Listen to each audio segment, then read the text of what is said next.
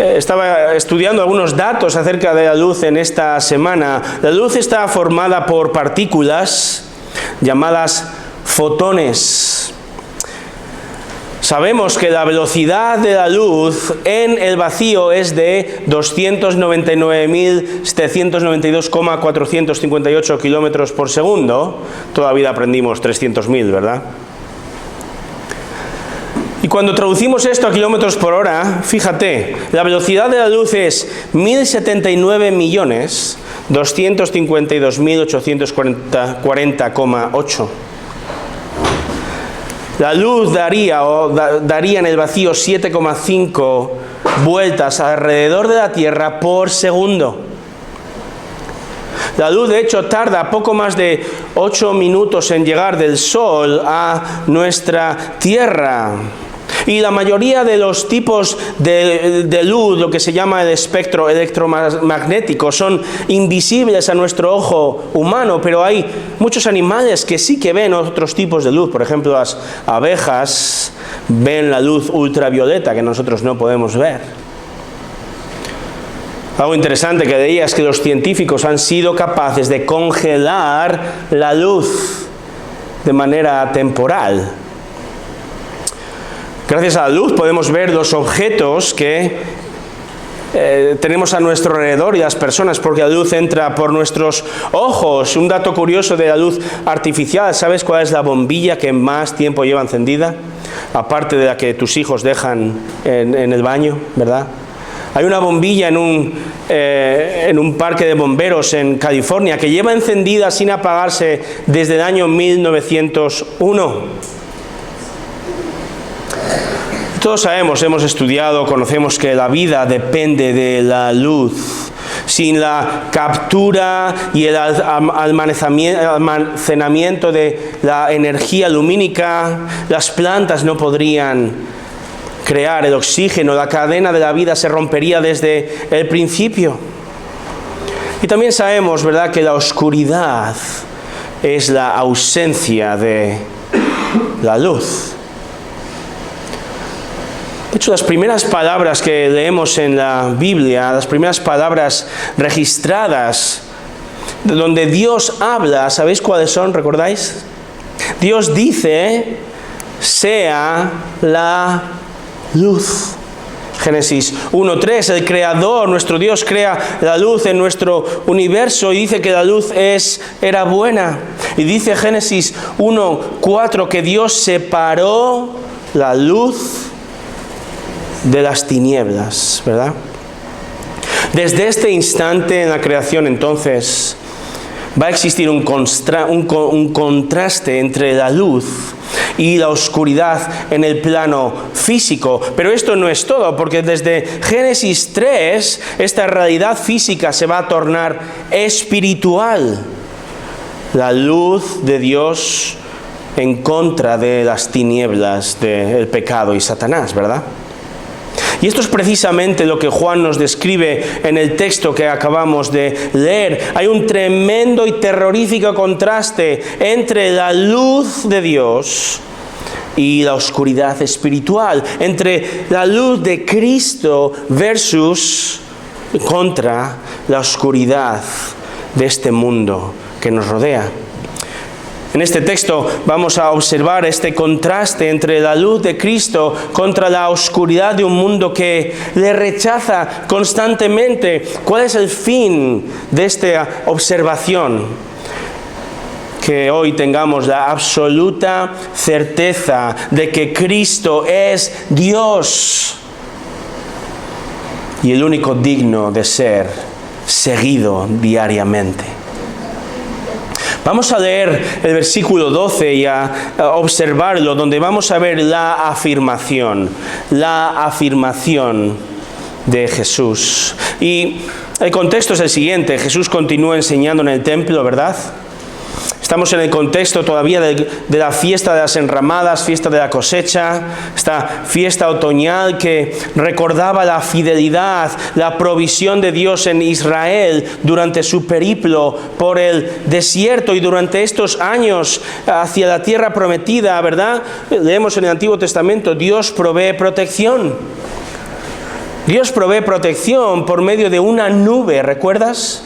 Una nube que les guía durante el día, les resguarda del sol.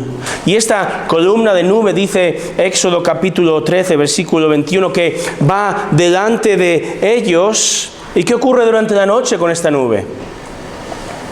Se convierte en fuego. Así les guía en su caminar de día y de noche, año tras año, hacia el destino final, que es la tierra prometida. Y no solo les protegía así, sino que Yahvé, Dios, les protege enviando comida. Les envía maná, les envía codornices, saca agua de la roca, ¿verdad? Dice Deuteronomio 8, versículos 3 y 4, Moisés dice al pueblo, después de sus 40 años, les recuerda, Dios te alimentó con el maná que no conocías, ni tus padres habían conocido, para hacerte entender que el hombre no solo vive de pan, sino que vive de todo lo que procede de la boca del Señor. Dice, tu ropa no se gastó, ni se hinchó tu pie durante esos 40 años. De manera milagrosa Dios protegió a su pueblo. El Señor proveyó milagrosamente a un Israel duro de cerviz. Duro en ese momento en el Éxodo, pero duro también hacia Dios en este momento durante la fiesta. Por mucho que Israel, Jerusalén estaba llena de personas, miles de personas celebrando, estaban endurecidos contra Dios. Israel vivía apartado de Dios, tenía y tiene hoy aún, como dice Pablo en Romanos, el corazón endurecido. Por eso, como vimos anteriormente, cuando los sacerdotes vierten el agua sobre el altar en el templo durante la fiesta, Jesús, siendo consciente de ese corazón duro, Juan capítulo 7, versículo 37, dice, si alguno tiene sed, venga a mí y beba. El mismo Yahvé, el mismo Dios que les dio y les protegió en el desierto, en el Antiguo Testamento, encarnado, ahora ofrece agua espiritual que quita toda la sed, que sacia para siempre. Jesucristo se ofrece a sí mismo, ofrece salvación a su pueblo, salvación del pecado, satisfacción plena del alma. Pero es que aún hay más. Porque durante la fiesta no solo se celebraba la fiesta del agua, sino que por la noche había otra ceremonia.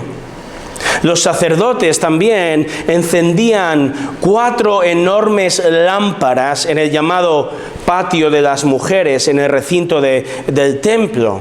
Y estas lámparas eran tan altas que había que subir unas escaleras para encenderlas, y en la parte superior había cada candelabro tenía 4 cuencos dorados llenos de aceite que se encendían. Y si recordamos un poco la geografía, el templo está en la parte más alta de Jerusalén. Por eso, históricamente, se decía que durante esta fiesta toda Jerusalén era iluminada por estas lámparas en el templo. Y es en este contexto, hermanos, que Jesús ahora hace esta increíble afirmación, capítulo 8, versículo 12. Fijaros, Jesús les habló otra vez diciendo,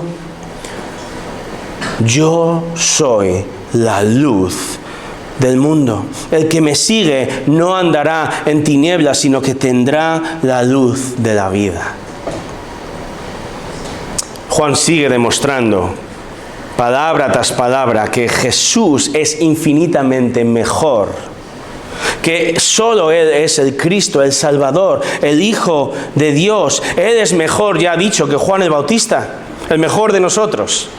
Él es mejor que Moisés. Juan ya ha dicho que Jesús está por encima de la ley dada en el Éxodo, que Jesús es el mismo dador de la ley. Jesús es infinitamente mejor que el Sabbat. Jesús ofrece un nacimiento mucho mejor, el nuevo nacimiento. Capítulo 3. Jesús es el agua que quita la sed, capítulo 4, capítulo 7. Él es la verdadera luz, dice ahora. Porque Él es el yo soy de Éxodo. Es Él. Él es Dios. Y si Él es Dios y ofrece todo esto, hermanos, ¿por qué seguimos buscando nuestra identidad, nuestro confort, nuestra seguridad, nuestra confianza en mil cosas alrededor nuestro, en toda clase de personas, en cosas, excepto en Cristo? ¿Por qué andamos por esta vida, hermanos, mirándonos a nosotros mismos, a nuestras necesidades primero, pensando que este mundo tarda 365 días en girar alrededor nuestro, ¿verdad?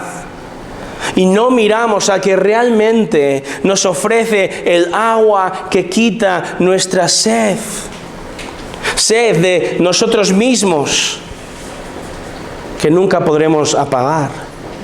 Él nos ofrece el pan que alimenta y nutre el alma para siempre. Y no necesitamos a nadie más, hermanos. ¿Por qué no miramos entonces constantemente a Cristo, a Dios? Él es la verdad. Él es la verdadera agua que sacia. Él es el verdadero pan. Él es la luz que realmente nos guía a la salvación y a la verdad. Pero quien no cree está ciego a la gloria, a la belleza y a las bendiciones de mirar a Cristo. Ciego a Cristo porque solo se ve a sí mismo. Dice Pablo en 2 Corintios 4:4 que el Dios de este mundo, refiriéndose a Satanás, dice que ha cegado el entendimiento de los incrédulos para que no vean el resplandor del Evangelio de la gloria de Cristo, que es la imagen de Dios. Pero Cristo, el Dios con mayúscula, dice: yo soy la luz del mundo. El que me sigue no andará en tinieblas, sino que tendrá la luz de la vida. Jesús es la luz del mundo. Juan ya nos dijo, capítulo 1, versículo 4, que en Él, en Cristo, está la vida. Él es vida. Y dice que la vida era la luz de los hombres y la luz brilla en las tinieblas. Juan el Bautista dijo que Él vino a testificar de la luz. Jesús es la luz verdadera, 1:9, que al venir al mundo alumbra a todo hombre. La luz vino al mundo. Pero capítulo 3, versículo 19, los hombres amaron más las tinieblas que la luz. No vienen a la luz, 3:20, para que sus acciones no sean expuestas. Pero Jesús dice, va a decir, capítulo 12, versículo 36, yo soy la luz del mundo, para que todo el que cree en mí no permanezca en tinieblas.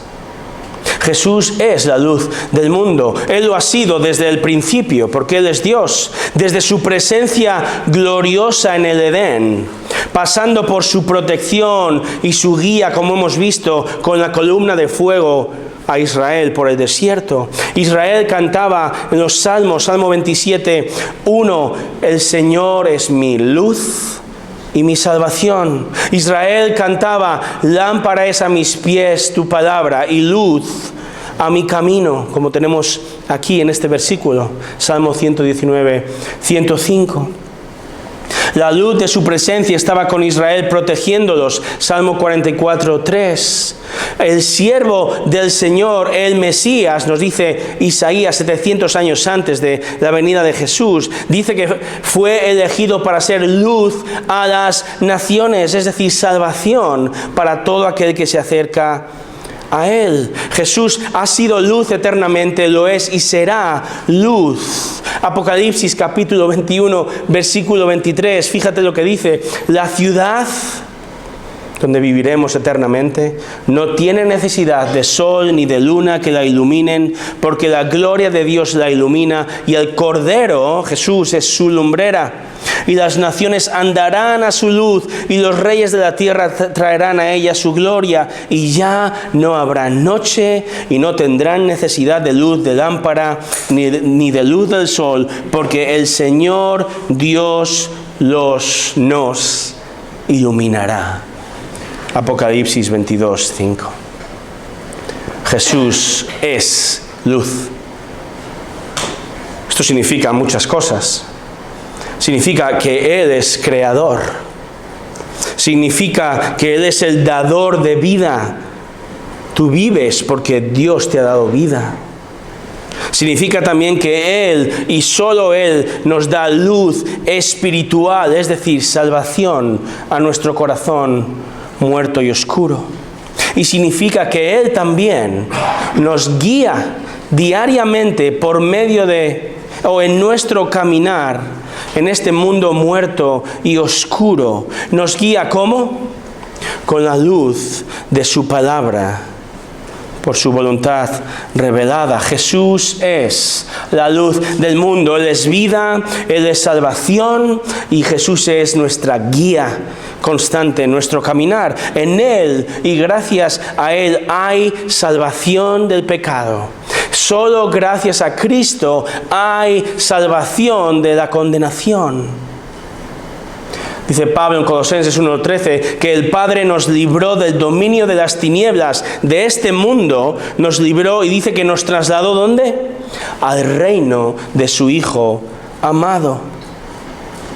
En Cristo y gracias a Él ahora somos siervos de un nuevo reino de luz, y gracias a Cristo hoy podemos comenzar ahora a pensar como hijos del reino, contra los principios, contra las filosofías de este mundo, porque Él es la pureza absoluta, la santidad plena. En Él no hay un ápice de mentira, no hay un ápice de error, y nosotros somos llamados hoy, su iglesia, a seguirle con absoluta certeza y a escuchar sus afirmaciones de la palabra de Dios.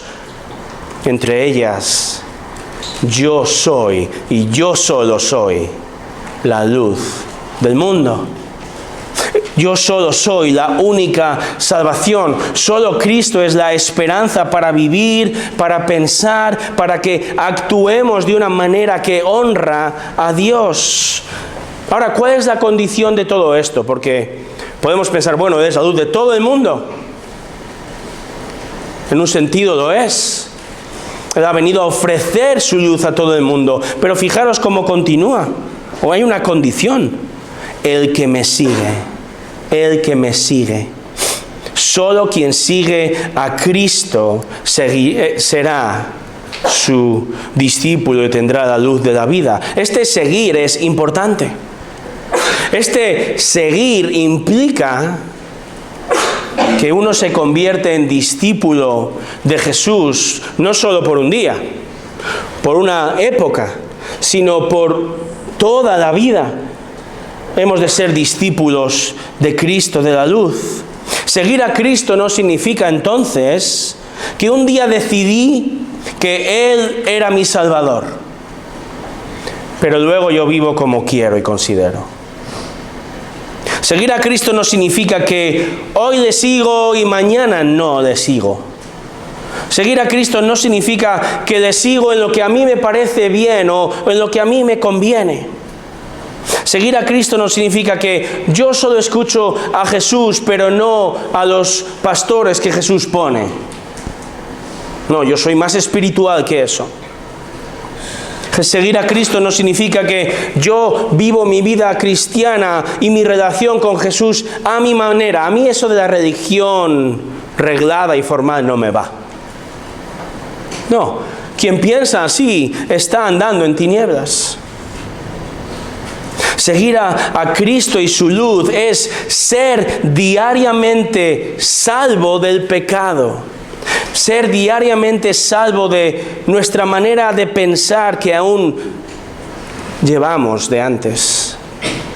Seguir la luz de Cristo es tomar la decisión diaria. ¿Qué digo diaria? Cada hora, hermanos, de seguir la luz y obedecer su palabra, de creer sus promesas, de hacer morir al pecado en nosotros, de luchar y luchar y luchar diariamente en el poder del Espíritu Santo de Cristo para apartar nuestra mirada de nuestros deseos, de nuestras concupiscencias, de vencer la tentación una y otra vez y tener la luz de la vida con su ayuda, hermanos, si no estamos perdidos. Pero ¿no es increíble? Dice, quien hace esto, quien realmente sigue a Cristo, quien es su discípulo, mira cómo termina, tendrá la luz de la vida. No andará más en tinieblas, saldrá de esta neblina y poseeremos la luz de la vida, tendremos a Cristo en nosotros. Si has mirado al anochecer estos días hacia al oeste, ¿verdad? Habrás reparado en este precioso espectáculo. Me refiero a la conjunción de Júpiter y Venus. No sé si lo habéis visto. Creo que todavía se puede observar. 2 puntos brillantes en el oeste, en el cielo. Y estos planetas, sabemos, ¿verdad? No tienen luz propia, ¿verdad? Estos planetas reflejan la luz del sol con tal intensidad que nosotros podemos verla con nuestros propios ojos sin necesidad de un telescopio. Y están a millones de kilómetros de distancia. Nosotros no poseemos la luz en nosotros mismos, hermanos.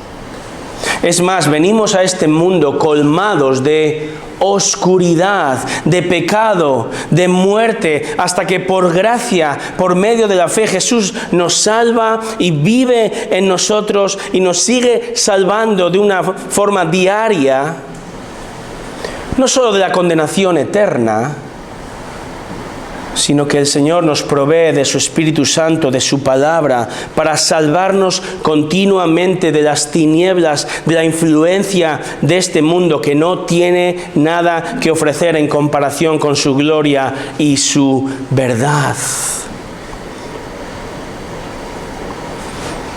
Ahora, quizá para muchos ser expuesto a la luz de Cristo es malas noticias, ¿verdad? Ya hemos leído que los hombres rechazan la luz. ¿Para qué? Para que sus acciones no sean expuestas. Que levante aquí la mano al que le guste que le saquen fallos. Creo que a nadie realmente le gusta que nos saquen fallos. ¿A quién le gusta verse sucio? A nadie, ¿verdad? Pero el mayor problema del cristianismo, a diferencia de otras religiones, no es que el cristianismo dice, bueno, tengo ciertas cosillas que arreglar. No. El mayor problema del cristianismo es que exige perfección absoluta ante un Dios santo, ante una luz perfecta. El problema del cristianismo es que nos llama pecadores y condenados. Por eso la gente, tantas personas, rechazan a Cristo, porque afea nuestra vida y nos muestra quién realmente somos y rechazamos esa realidad. Creo que ya he compartido alguna vez de mis años de experto limpiacristales. Me encanta limpiar cristales cuando está nublado, hermanos. ¿Verdad? Limpias un cristal cuando está nublado y terminas y está perfecto a nuestros ojos. Pero ¿qué ocurre cuando el sol sale? Va a mostrar todas las imperfecciones y ya no van a estar tan limpios como creemos, ¿verdad? Esto es lo que ocurre con Cristo y la verdad de su palabra. Cuando su luz nos ilumina nuestro corazón, puede ser deprimente porque vamos a observar todo nuestro pecado y vamos a observar y a pensar en nuestro pasado, ¿verdad? Vamos a observar nuestro propio pensamiento, nuestras tendencias, nuestras adicciones, nuestra suciedad, y nos vamos a comparar con la luz de luces, ¿verdad? Con la santidad de Dios, con la ley perfecta que es la Biblia, y nos vamos a ver cómo somos de manera real, y esto puede desanimarnos, ¿verdad? Casi prefiero no mirar. Pero hermanos, la luz de Cristo, de su salvación, es una luz que muestra la suciedad que hay en nosotros, sí, pero es una luz cálida. Es una luz de amor. Que el Señor me muestre tal y como soy, es un acto de amor. Es un acto de verdad objetiva, de paciencia, un acto de misericordia. Para que veamos nuestra suciedad y clamemos: oh Señor, perdóname, límpiame, solo tú eres la luz que muestra mi pecado y al mismo tiempo el único que puede limpiarme de toda maldad. La luz nos muestra cómo somos, su palabra. Destruye la estatua del mayor ídolo que tenemos. ¿Sabes cuál es la estatua de tu mayor ídolo? La mía es yo mismo. Pero el Señor, en su amor, cambia nuestra vista de aquí, de mirarnos a nosotros mismos continuamente y de mirar al mundo que nos rodea, la cambia a mirar a Cristo por medio de su palabra preciosa. Todo lo que he acabado de decir, para el no creyente, es inconcebible, es terrible y lo rechazan, ¿verdad? Pero para el creyente, tú y yo, los creyentes, reconocemos que la luz que el Evangelio nos ha dado, nos ha mostrado toda nuestra maldad y todo nuestro pecado, pero en lugar de rechazarlo por gracia, Él lo ha hecho en nosotros, la hemos recibido con gozo porque sabemos que trae salvación. Jesús es la luz y en Él no hay tiniebla alguna. Es cierto, Él no tolera el pecado, Él no tolera un milímetro de oscuridad delante de Él, pero es Él mismo, la luz perfecta. Es increíble que fue Él quien se humilló, quien vino a este mundo, quien se despojó a sí mismo, vivió en este mundo de oscuridad y murió por tu pecado y el mío. Él pagó el precio, todo el precio para que tú y yo tengamos su luz eterna, vida espiritual en nuestro corazón. El Salmo 36:9 dice: en ti está la fuente de la vida, en tu luz vemos la luz. Jesús dice aquí: yo soy la luz del mundo.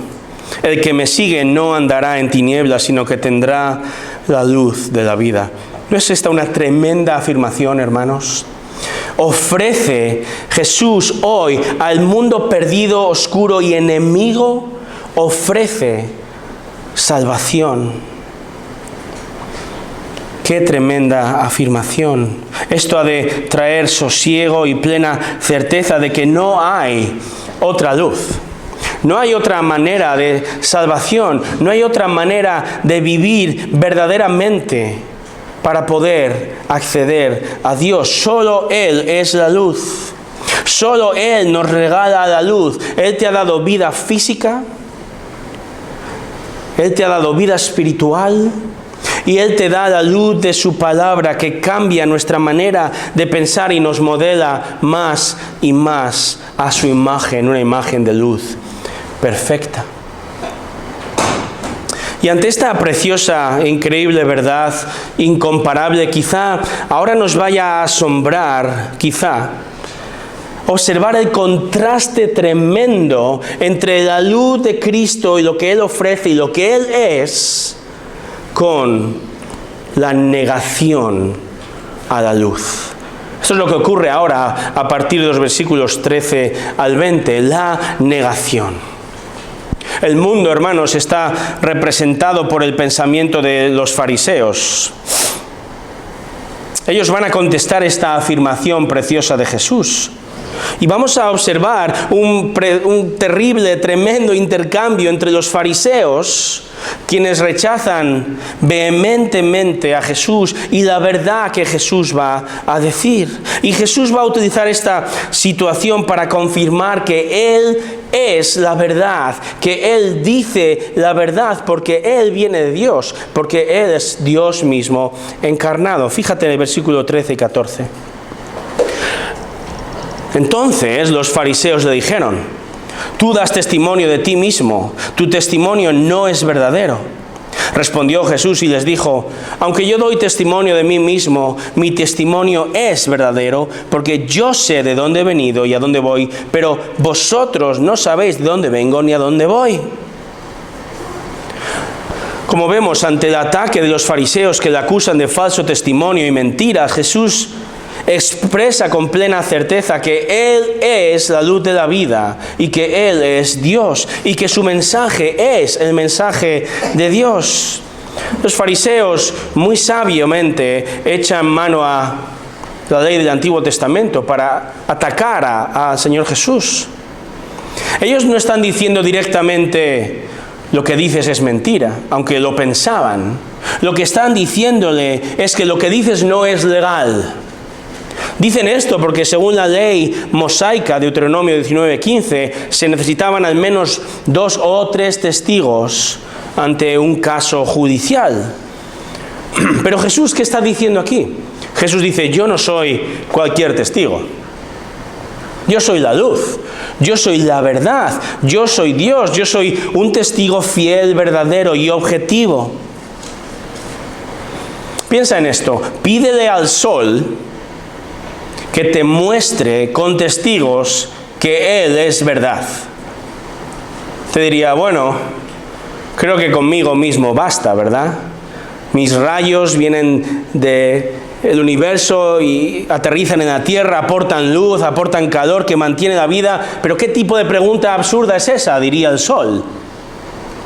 No necesito más testigos que yo mismo soy el mejor testigo de que la luz existe, ¿verdad? Si el sol pudiera hablar.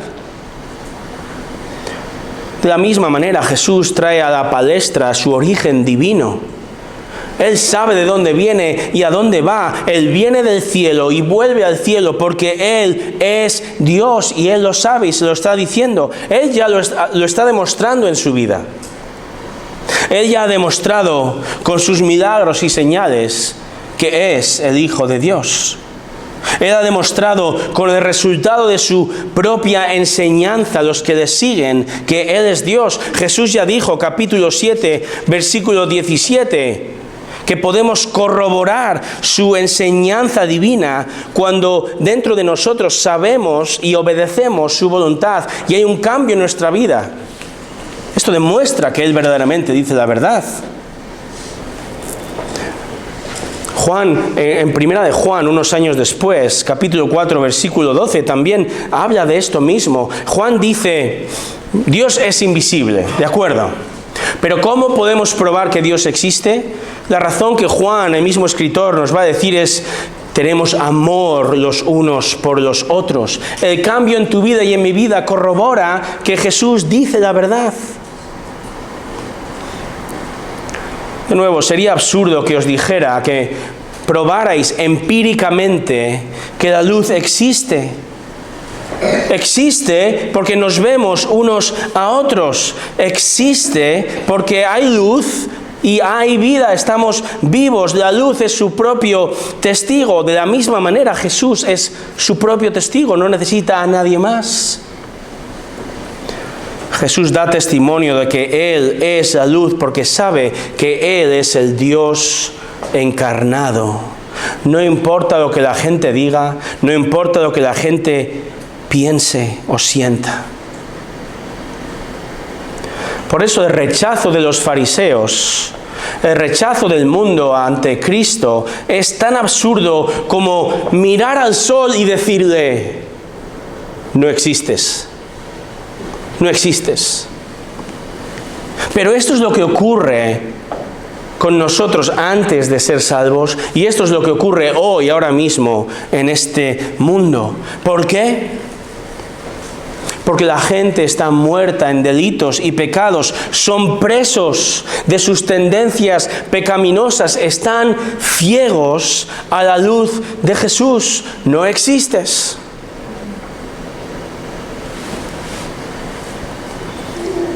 Por eso los fariseos miran a Jesús y le dicen: no es cierto. Y Jesús responde y dice, versículo 15, vosotros juzgáis según la carne, yo no juzgo a nadie. El mundo está muerto. Romanos dice que no hay quien entienda, no hay quien busque a Dios. Dios nos ha dado su propia creación, ¿verdad? Revelación natural. Él nos ha dado su palabra, revelación especial. El mundo tiene a la iglesia que demuestra que Él es cierto, Él es verdad. El mundo tuvo al mismísimo Dios encarnado y le rechaza constantemente.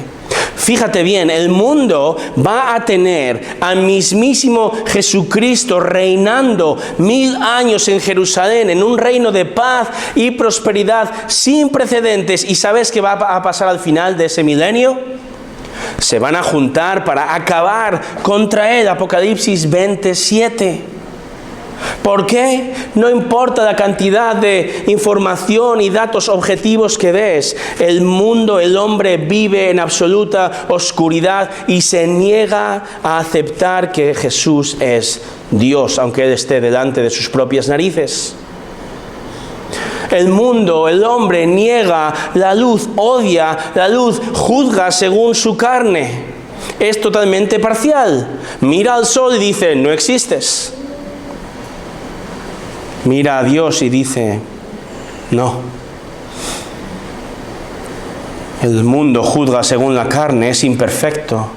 El mundo llama a lo injusto, justo, y a la verdad, mentira, aunque tenga a la verdad objetiva delante de él. Jesús, por el contrario, no juzga según la carne. Él es sabio y perfecto y juzga objetivamente. ¿Por qué? Fíjate, versículos 16 al 18.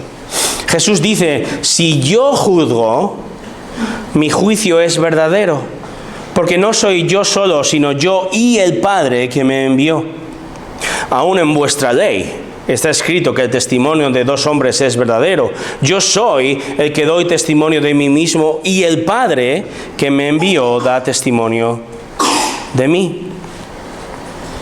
Bueno, Juan nos ha dicho en el capítulo 3, versículo 17, que Jesús, el Hijo, no vino para juzgar, sino para salvar. Y no se trata de que entonces en su primera venida Jesús vino solo para salvar y en su segunda venida vendrá para juzgar. Es un poquito más complejo que esto. Jesús vino para predicar el evangelio del reino, predicar el perdón de pecados, predicar una eternidad con Él en el nuevo cielo y la nueva tierra. Pero la realidad es que con esta salvación que Cristo ofrece, todo el que rechaza este ofrecimiento, ¿qué ocurre con él? Juan 3:36. El que cree en el Hijo tiene vida eterna. Pero fíjate, el que no obedece al Hijo no verá la vida, sino que la ira de Dios permanece sobre él. En otras palabras, toda persona en la historia se encuentra en la misma casilla de salida, condenado. Todos y cada uno de los seres humanos, condenados desde el principio, nacemos en pecado. Pero Dios, en Cristo, salva soberanamente a quien cree en Él. Pero el resto, el que le rechaza, dice que su ira permanece sobre esa persona. El rechazo de estos fariseos y el rechazo del mundo a Cristo forma parte de esa ira que ya reciben. No hay que esperar al juicio final para que reciban la ira de Dios. Ya reciben la ira. Esto es lo que Pablo dice en Romanos 1:18. Dice que la ira de Dios se revela hoy constantemente desde el cielo contra toda impiedad e injusticia de los hombres que con injusticia restringen, rechazan, evitan la verdad. La pregunta es, ¿cómo está Dios airado hoy contra el pecador? Romanos 1:24. Dios entrega a la impureza, a la lujuria de sus corazones. ¿De qué manera Dios muestra su ira contra el que le rechaza hoy? Les deja ir. Les deja seguir su propio corazón, les deja hacer lo que quieren hacer. Porque la luz que salva es necedad, es risa, produce risa y burla con el que no quiere saber de él. Jesús vino a compartir un mensaje de amor y salvación a un mundo oscuro y perdido, y tal mensaje, tal testimonio estaba plenamente corroborado, probado, autentificado tanto por Jesús como por el propio Dios Padre que le envió. Leemos en Hebreos capítulo 1 que Dios envió a muchos profetas a lo largo de la historia, ¿verdad? Dios se reveló de muchas maneras a lo largo de la historia, pero Dios envió al profeta con P mayúscula por excelencia. Dios ha enviado al testigo supremo. Dios envió al mensajero, que en este caso el Hijo no solo trae el mensaje, sino que Él mismo en su carne lo pone en acción. No solo habla de la salvación, sino que Cristo es salvación. Dios envió a su único Hijo. Dios envió a la luz al mundo oscuro. Dios dio el testimonio del Hijo audiblemente también en el bautismo. Este es mi Hijo amado, escuchadle. Dios dio testimonio por medio de los milagros del Hijo para que entonces el hombre vea su estado calamitoso, crea y se arrepienta.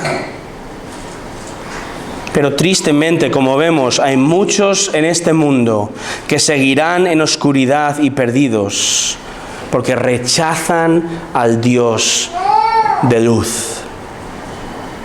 Entonces, en esta escena estamos viendo un juicio. El juicio de Dios, entregando a los fariseos, dejándoles ir, permitiendo que le rechacen, obcecados, ciegos. Fíjate lo que dice en versículo 19. Entonces le decían, ¿dónde está tu padre? Jesús respondió, no me conocéis, ni a mí, ni a mi Padre. Si me conocierais a mí, conoceríais también a mi Padre. Versículo 20, estas palabras las pronunció en el lugar del tesoro cuando enseñaba en el templo, y nadie le prendió porque todavía no había llegado su hora. ¿No es increíble, hermanos? La salvación tan cerca, ¿verdad? Para los fariseos, pero a la vez tan lejos. Tienen oídos, pero no oyen. Tienen ojos, pero no ven. Trae a tu padre de testigo, le dicen. Trae a José. O a quien sea que tú digas que es tu padre. Jesús les contesta, realmente no me conocéis, porque no creéis en mí. Y lo peor de esto es que vosotros los jactáis, os gloriáis, porque sois judíos y entonces decís que tenéis acceso preferente a Dios, pero tampoco conocéis a Dios, estáis muertos, estáis perdidos, no hay salvación para vosotros, estáis condenados. Me imagino a Jesús diciendo estas palabras en el templo, en este lugar específicamente que nos dice Juan en el versículo 20. Precisamente el Sanedrín, los líderes judíos, se reunían en una sala muy cercana y probablemente estaban escuchando estas palabras de juicio. El caso es que nadie le prendió, nadie le detuvo. No lo hicieron porque Jesús controla los tiempos. Él decide cómo, cuándo y dónde va a ser entregado y puesto a muerte. Esta semana leí acerca de uno de los peces más fascinantes que me he encontrado. Iba a poner una foto, pero no quería asustaros. Lo podéis buscar en casa. Se llama el pez linterna. ¿Has oído hablar del pez linterna? Las hembras de este terrorífico pez desarrollan una espina larga que termina con una puntita bioluminiscente, con una luz que brilla en la oscuridad de las profundidades marinas. ¿Y por qué? Bueno, este pez abisal se oculta en las sombras, con esta luz parpadeando de una manera intermitente para que entonces los pequeños pececillos y moluscos, crustáceos, lo vean, sean atraídos a esta luz. Y una vez que la presa está suficientemente cerca, mirando esa luz, están como obnubilados con esa luz, en un movimiento certero. Se ha asustado, ¿eh? Sí. Cierran esas fauces con cientos de dientes en forma de gancho hacia adentro y atrapa a las presas sin escapatoria. Desde la caída, hermanos, desde la entrada del pecado, el ser humano se ha obsesionado con la búsqueda del sentido de la vida. Ha buscado y busca hoy constantemente una razón para vivir, una razón de ser, una razón para despertarse cada mañana y luchar. Así, desde el comienzo de la historia, el hombre se ha interesado por todos los medios de encontrar satisfacción, bienestar, sentido y una respuesta a su existencia. Y Satanás sabe esto desde el principio, ¿verdad? Desde que engaña a Adán y a Eva con esa luz del conocimiento del bien y del mal y tuerce las palabras de Dios. Satanás es el perfecto pez linterna. O como expresa 2 de Corintios 11:14, él se disfraza como un perfecto ángel de luz. ¿Qué significa esto? Bueno, en el contexto de Corinto significa que en la iglesia se introducen falsos maestros que de manera sutil tuercen un poquito la palabra de Dios, redefinen términos, interpretan por su interés y desde la razón humana. Y hermanos, esa falsa luz atrae a muchísimos, que tienen comezón de oídos y quieren escuchar lo que les conviene o les interesa o lo que no les ofende. ¿Y qué ocurre? Son atrapados. Satanás sabe crear luz preciosa y engañosa y atrayente y prometedora, y Satanás va a utilizar todos los medios disponibles para atraer. Satanás usa el pecado del hombre. Satanás usa la filosofía de este sistema mundial contrario a Dios para atraer a miles de millones hacia la condenación que él ya sabe le está esperando. Satanás quiere que tú y yo vayamos con él al lago de fuego. Por eso utiliza luces engañosas que atraen y atrapan. Él va a seguir usando y manipulando el sistema de este mundo para atraer con luz de mentira y atrapar. Quiere atrapar a la iglesia con su luz falsa, con falsa enseñanza, redefiniendo los términos bíblicos, deconstruyendo palabras como el pecado, infierno, expiación, iglesia, ya no significan lo que la palabra de Dios dice que significan. Satanás quiere atrapar con la luz del legalismo, con normas y normas que atan y no liberan al creyente. Satanás quiere usar la falsa luz de la tolerancia para atacar la enseñanza bíblica de la familia, del género, de las relaciones sexuales.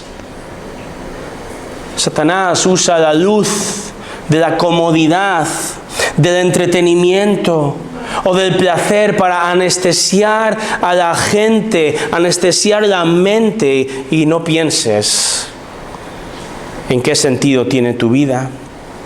Satanás usa la luz del conocimiento para atraer y atrapar a la gente, apartando la mirada del Creador.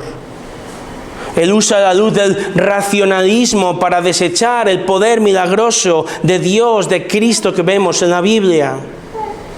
Él utiliza la luz de la importancia para que te sigas mirando a ti mismo el ombligo y sigas diciendo: yo soy el más importante, se trata de mí, yo me amo a mí mismo porque yo lo valgo. Dice un autor que un abrumador porcentaje de la humanidad continúa en el reino de Satanás. La cuestión es que no muchos van a reconocer que aman a Satanás y quieren estar asociados con sus mentiras. Por supuesto, Satanás sabe esto, y así, en su astucia, el ángel de la luz engaña a las personas para que busquen la moralidad, la bondad o la religión. Según él, pueden tener todo esto mientras no tengan a Jesús. Satanás crea fariseos dentro y fuera de la iglesia. Así, hermanos, este mundo, este sistema mundial, ha creado y sigue creando luces nuevas.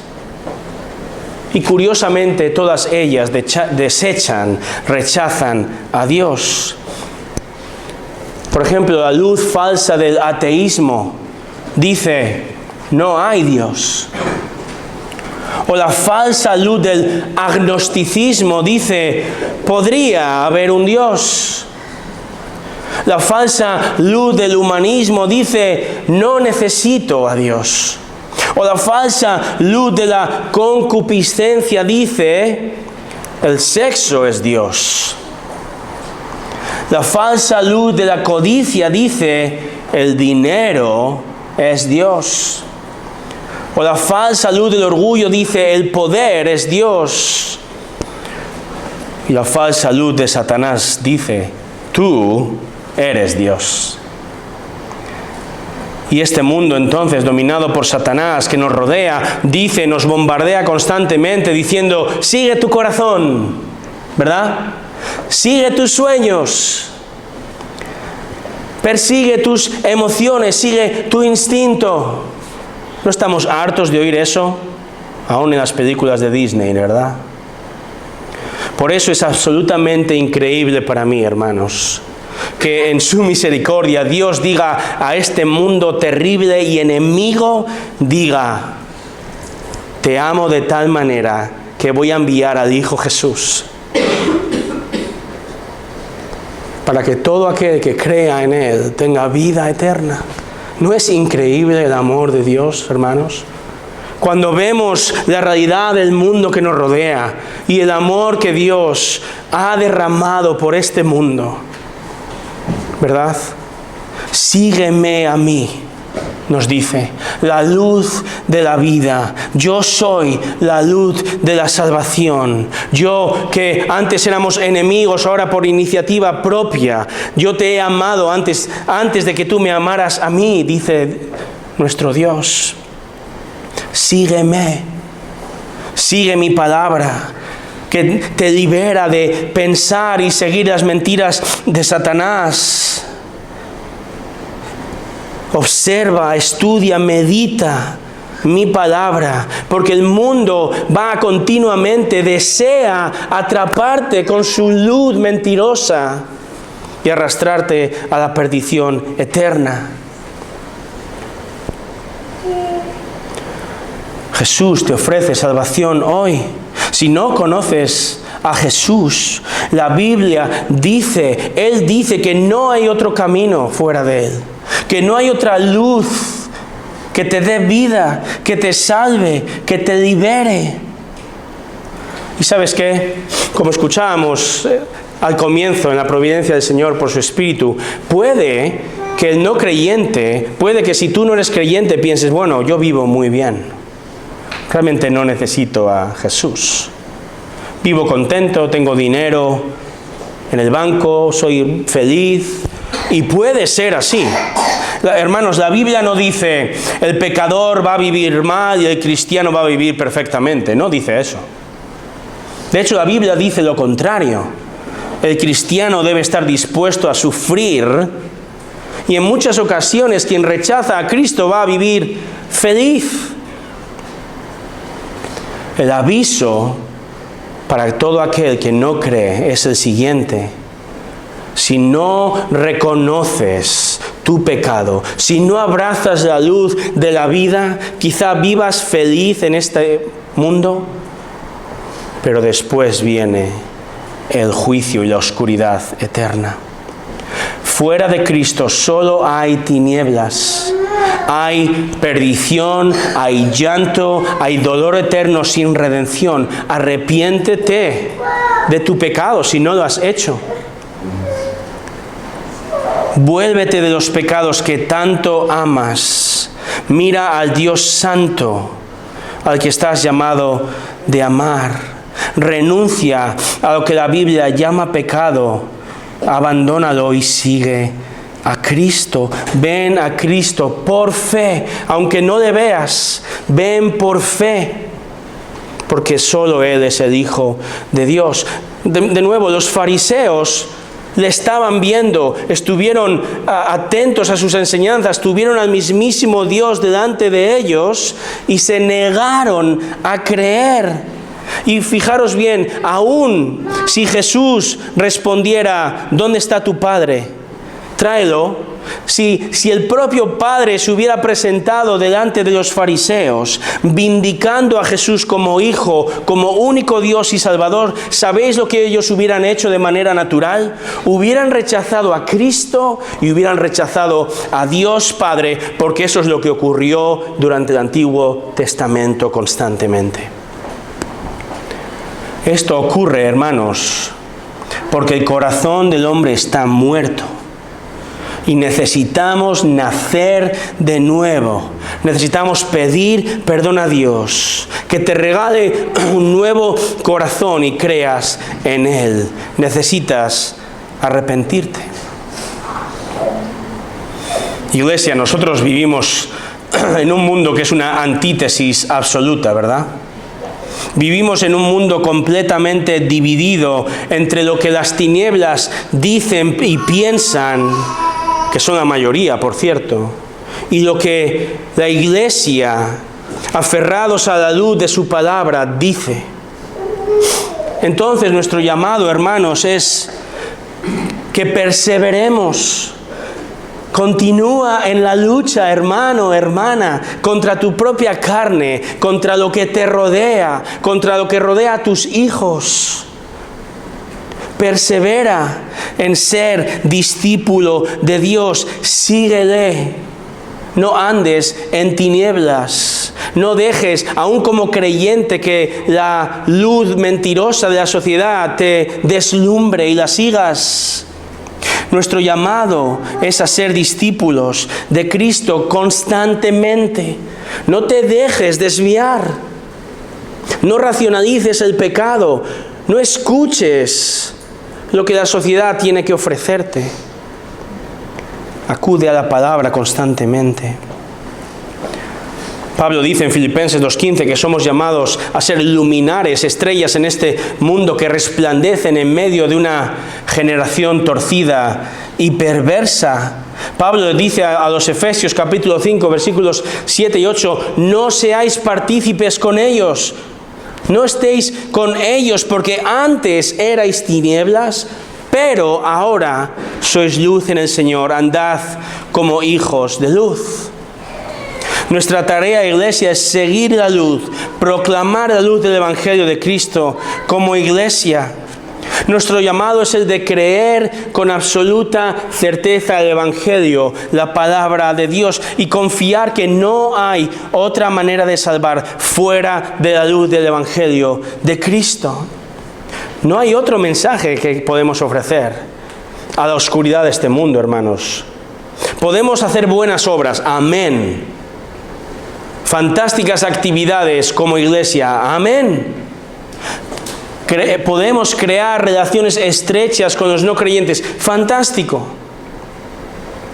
Pero nada va a servir si no proclamamos con nuestra boca, y no solo nuestros hechos, sino con nuestra boca, el Evangelio de la salvación que solo Cristo trae.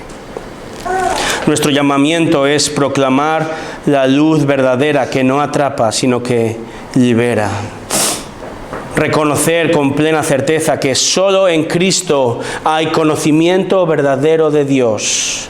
Que solo este conocimiento nos ayuda a navegar por este mundo. Que solo en Él hay salvación y acceso y una relación eterna con Él. Hermanos, seamos luz, apuntando a la única luz que libera de la tiniebla del mundo. Oremos.